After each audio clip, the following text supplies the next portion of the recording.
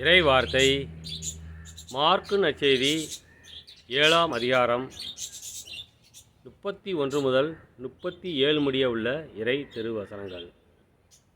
இயேசு தீர் பகுதியை விட்டு சீதோன் வழியாகச் சென்று தெக்கப்பொலி பகுதி நடுவே வந்து கலிலேயா கடலை அடைந்தார்.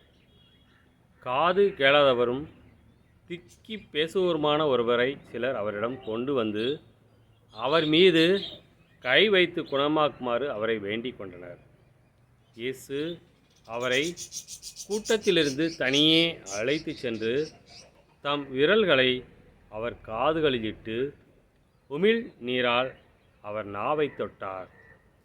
பிறகு வானத்தை அண்ணாந்து பார்த்து பெருமூச்சு விட்டு அவரை நோக்கி, எப்பத்தா, அதாவது திறக்கப்படு என்றார்.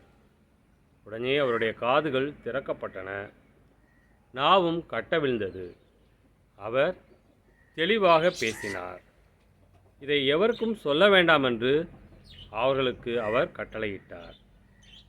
அவரது கட்டளைக்கு நேர்மாறாக இன்னும் மிகுதியாய் அவர்கள் அதை அறிவித்து வந்தார்கள். அவர்கள் அளவு கடந்த வியப்பில் ஆழ்ந்தவர்களாய், இவர் எத்துணை நன்றாக யாவற்றையும் செய்து வருகிறார், காது கேளாதோர் கேட்கவும் பேச்சற்றோர் பேசவும் செய்கிறாரே என்று பேசிக்கொண்டார்கள்.